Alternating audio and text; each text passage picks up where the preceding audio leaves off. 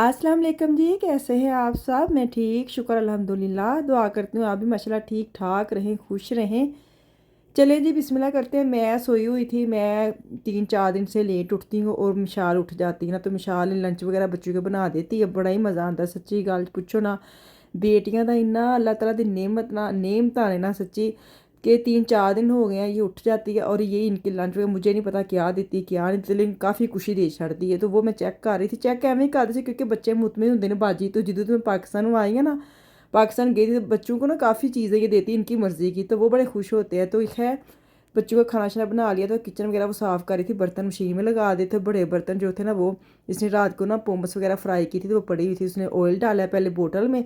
बड़ा अच्छा लगता है, बच्चे सारा पता होंगे वे कि ऑयल वगैरह अगर यूज़ दोबारा करना है तो उसे कैंजी रखना है सांभ के। तो उन्हें बड़ी अच्छी है वो रख के बोतल में और उसको वाश कर लिया। और बच्चों अपनी अपनी किताबें जो है ना रात को वो याद करते सो गए हैं, और वो अब दोबारा बैग में डाल रहे हैं। तो कपड़े मैंने रख दिए, जो मेरा बस इतना ही काम होता है।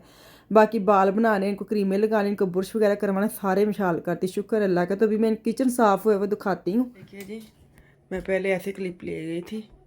मैं ना उठती हूँ तो मेरे उठने से पहले मिशाल उठ जाती है। तो ये सारा लंच वगैरह बच्चों का ना वही बनाती है, सारा किचन सुबह का वो साफ़ करती है। मैं रात को साफ़ तो करती हूँ, लेकिन फिर भी बच्चे, मैं जल्दी सो जानी है ना, कुछ भी होंगे बच्चे तो मशीन सारी ला देती है और साफ़ करते। मैंने बड़ा अच्छा लगा कि जिस दिन पाकिस्तान वापस आई है ना, मिशाल च बड़ा चेंज आया कि मैनू कुछ नहीं करना पैंदा। साफ सुथरा किचन, कितना मज़ा आता है। तो बच्चों के खाना भी वही तैयार कर दी। मैं उठ जानी हाँ, लेकिन मैं लेट उठनी हाँ कि मैंने पता होंगे मिशाल उठ गई।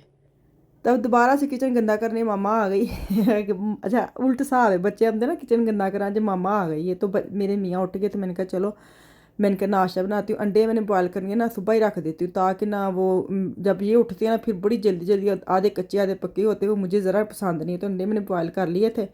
चाय लिए साथ, जर्मन रस लिए आज मैंने ना, ये भी बड़े मज़े के होते हैं। हम तो खाते नहीं है, पाकिस्तान आदत पड़ी हुई है, तो वो नहीं है तो ये ले लें। तो अभी मैं चने जो है ना, 2 डब्बे जो वो मोटे चने थे और एक छोटा बरीक वाला चने का डब्बा था, वो नीचे था। मैं दिखा रही थी कि नॉर्मल मुझे था, तीनों ना बरीक वाले निकलेंगे। बरीक चने का जो शोर बना वो बड़ा मज़े का बनता है।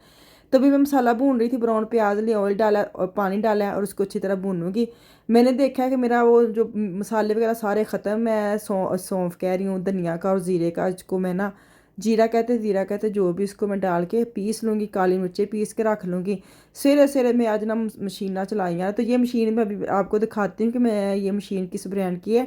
आज बाहर आई थी, मैं कहा चलो मैं आपके साथ शेयर कर देती हूँ, क्योंकि बाज़ अवत इंज मैसेज आ जाते हैं कि मैं ना उदूँ इधर उधर होई हूँ, नहीं समझ नहीं आती। वो कहते अभी हमें फ़ोटो सेंड कर देते। मैं सच्ची बात है उसको भूल भी जाती हूँ, मैं उस वक्त किचन में भी नहीं होती।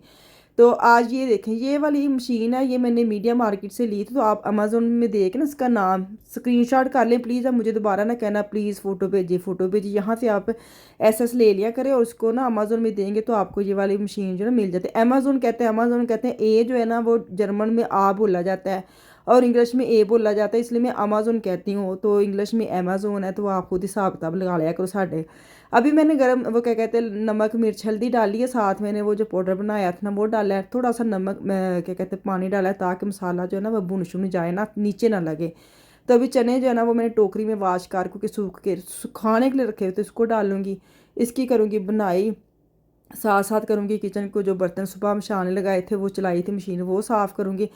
तो बर्तन जो है ना नीचे होना पड़ता है, कान मेरा शूं शूं करता है। तो मैं नीचे बड़ा औखा सार करके ना निकाल रही थी, तो लेकिन वो मिशाल ने मना किया था आप बर्तन ना निकालना, फिर भी मेरे को रह नहीं होया।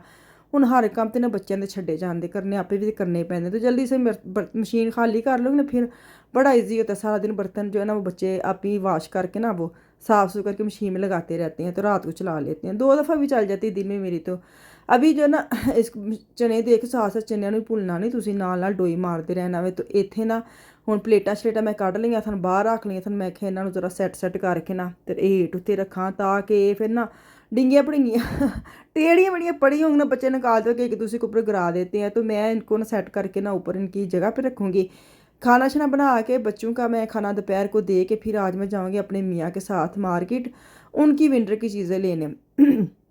हर दिन वंडिया वे, हर दिन बिजी हुंदा वे, लेकिन फिर भी पूरा नहीं हुंदा। मेरे मियाँ कहते ने 24-12 घंटे का दिन नहीं होना चाहिए, 48 घंटे का दिन होना चाहिए। मैं कहा सदके ना जाइए, तुसी 48 घंटे चो कक्ख नहीं करना।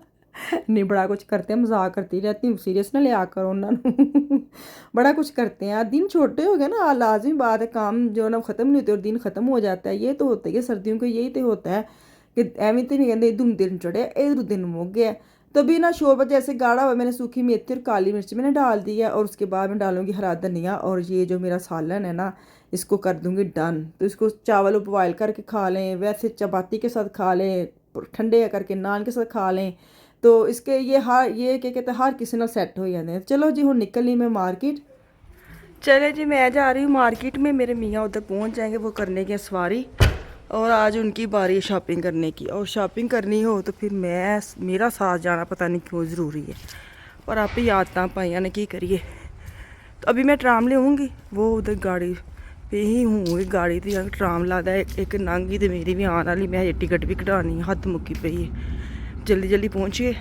तो क्योंकि उन्होंने ना विंटर शॉपिंग करनी है, बिल्कुल उन्होंने को जर्सी वगैरह नहीं है, और गर्मियाँ आਉਂਦੀਆਂ ना ਜਦੋਂ ਉਹ ਸੁੱਟ ਬਸੁੱਟ ਕਰ ਦੇਣ, ਇਹ ਵੀ ਨਹੀਂ ਪਾਣੀ, ਇਹ ਵੀ ਨਹੀਂ ਪਾਣੀ, ਉਸ ਚੱਕਰਾਂ 'ਚ ਨਾ ਸਾਰੀਆਂ ਸੁੱਟ ਛੱਡ ਦੇਣ।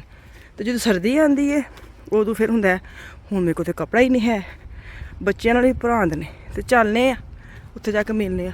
ਹਾਏ ਮੇਰੀ ਟਰਾਮ ਲੰਘ ਜਾਣੀ, ਆਵਾਜ਼ ਆ ਰਹੀ ਕਿ ਆਉਣ ਦਈ, ਦੁਆ ਕਰੋ ਮੈਂ ਟਰਾਮ ਫੜ ਲਾਂ।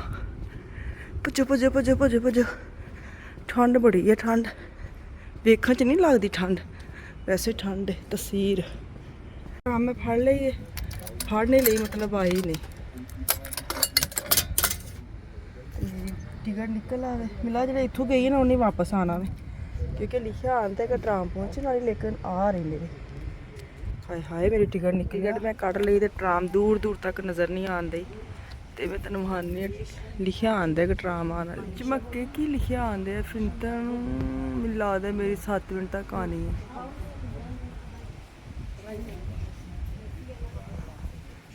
जैन जी मैं 3 एरो तो 70 सेंट में टिकट पाई गई ना, जैसे गाड़ी में बैठी और मियाँ जी का फ़ोन आ गया, मैंने तो नेक्स्ट सवारी ले ली है। तो आ भी शक ना आए, मैं क्या हूँ ना मैं रुकी हूँ तो मैं आना ही आना है, लेकिन मैं इतना बड़ा दिल करके ट्राम में बैठी हूँ। मैंने कहा चलो नहीं तो ना से मैं अपना घूम शूम के फिर के आती हूँ, लेकिन वही ना जब तबीयत सैट ना हो जिन्ना मर्जी तुम ढीठ बन जाओ, फिर भी आके तबीयत इजाज़त नहीं देती कि तुम जाओ। तो खैर मैं ट्राम में बैठ गई हूँ, लेकिन मेरे मियाँ ने इतनी मुझे कर दिया कि आप यहाँ पे पहुँचो, मैं यहाँ पे गाड़ी लगाता हूँ तो फिर फिरते हैं ना। लेकिन मुझे पता था कि इन्होंने जो शुरू में कह दिया ना, शुरू में वो अनकार ही है। तो खैर मैं उतरते ही इनकी तरफ चल पड़ी हूँ, इतना चल के आई हूँ। जैसे मैं उतरी हूँ तब बताया कि इस साइड में गाड़ी खड़ी की है।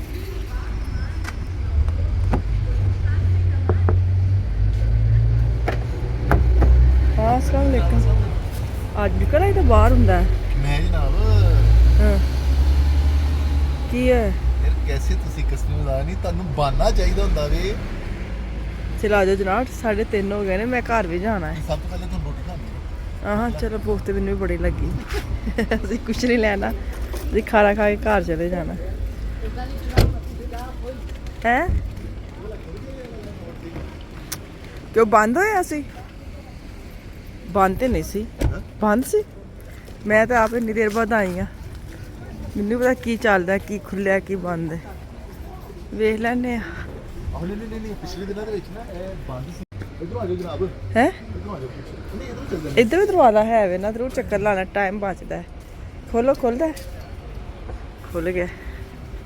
चलो जी है, पैसे मैं नहीं लियाई, नहीं लेते सच्ची नहीं है मेरे को, सच्ची हर जगह इन्ने ड्रामे ना हर। हाँ चलो तुरो अगे लगो,